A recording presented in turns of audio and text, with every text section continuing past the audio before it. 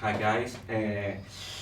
Patrick, Kate, after the impact of the first season, how do you approach this second one? With more calm after the experience or with more pressure after the success? Um, Good question. We were just talking about this a few minutes ago. We were in serious pre-production while we were launching season 1 for season 2. So there was not really time for calm or time to worry about the pressure. We were mostly just kind of getting on with it. I don't know. Do you have anything to add to that? Yeah, it was pretty crazy when these guys were doing the full publicity junket. We were literally 2 weeks away from filming season 2, so it was. Yeah, we didn't really have time to reflect. We just, it came out, we started shooting. Okay.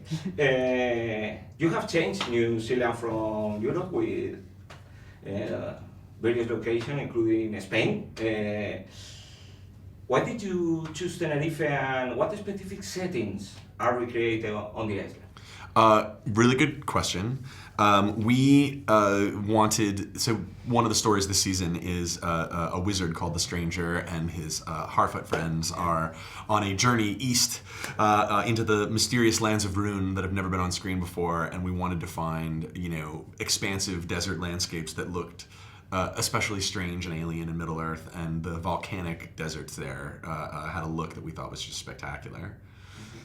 Yeah. Additionally, it's a really, really great filming location. It's got a really good service company. The crews are really good there. So there's lots of incentives to come to Spain for sure. And how was the experience of the series in Spain? We had an amazing time. It was great. We worked with Sitfilm.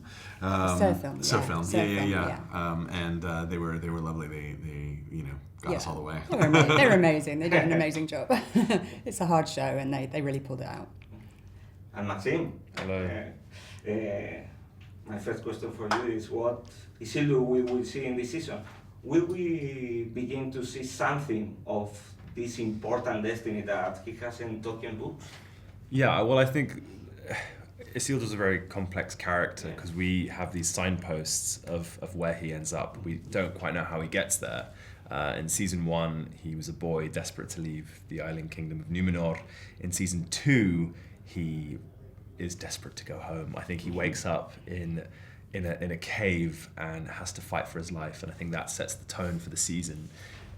It's one where he has to learn new skills and he has to grow up kind of rapidly.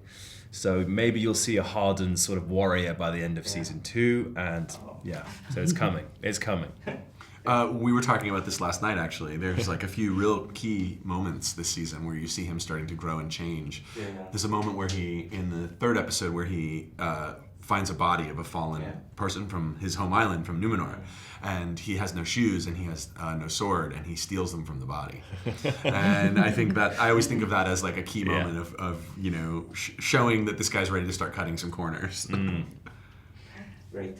The first season was a huge success, the most watched series in Prime Video, but there was also criticisms from some of the more strict or hard fans. Do you listen to the fans when their criticisms are constructive, or do you prefer to stay away from that noise? So I think any kind of criticism that's constructive is helpful and feeds into it. But the thing I think you have to think is, all of us and everyone we work with, like many collaborators, we are our own harshest critics. And so there's nothing, that anyone can say, constructive or not constructive, that's a criticism of the show that one of us hasn't already talked about. So in some ways, we really are our own worst critics. As far as, strict, super fans or we're just very lucky to have an audience. And that means you're going to have some people, who love it, some people who hate it, and hopefully a lot of people, somewhere in the middle. We're just happy to have any audience. Okay. This second season is much more focused on Sauron. Why do you think he's one of the most popular villains in history? What makes him so special, so attractive? Well, Sauron has a few things that are quite unique, actually, among the great literary and great genre villains. He's not about brute force always. He seduces you. He deceives you. He, takes your greatest strength and turns it into a weakness. He co-opts you into his own power. He tempts you.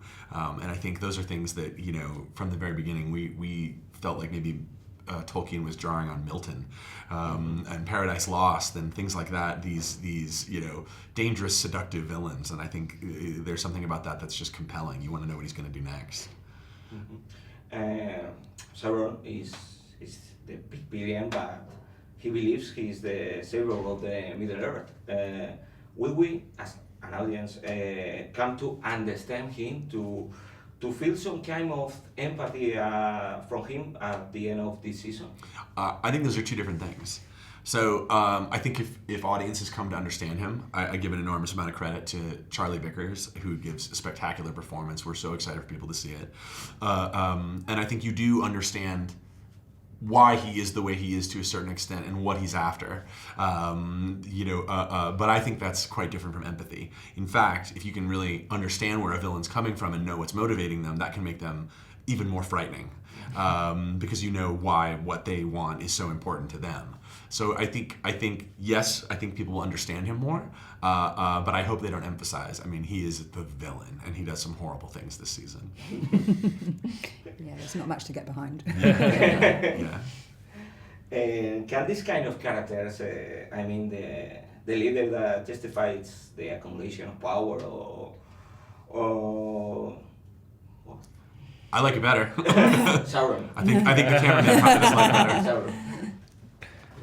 Now there's only one eye. Yeah. It's a sign. It's a sign. We're talking about Sauron, so the darkness is here.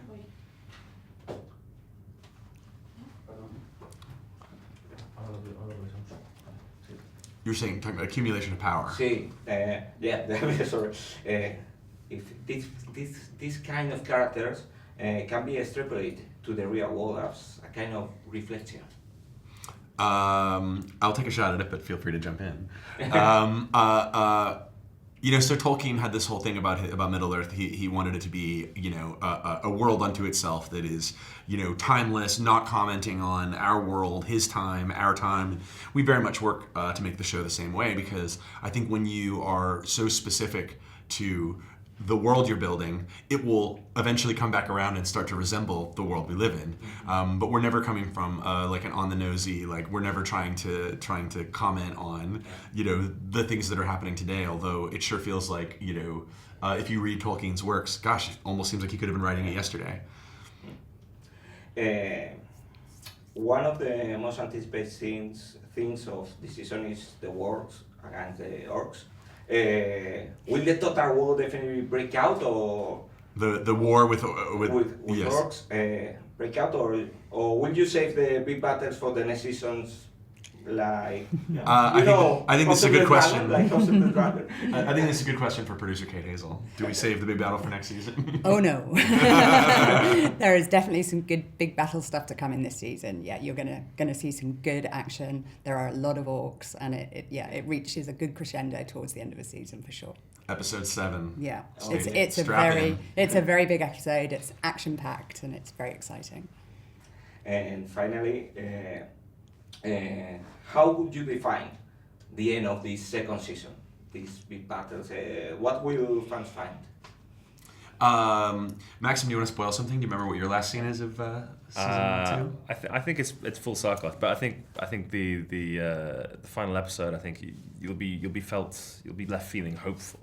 I think that resonates with a lot of Tolkien's work. Is that there's always light at the end of the tunnel. There's light and darkness, and I think that's sort of something that we're left. Well, what I was going to say is you're on a ship. Oh, I'm on a ship. I might be back on the water. Yeah. Yeah. Maxim's back on the water. We won't give any more details than that. I think there's a lot of tragedy this season, but I think, as you say, hopefully we're ending on a note of hope without spoiling anything. But spoilers, Okay, guys. Thank you so much for the time. Thank you. Thank you. Good job.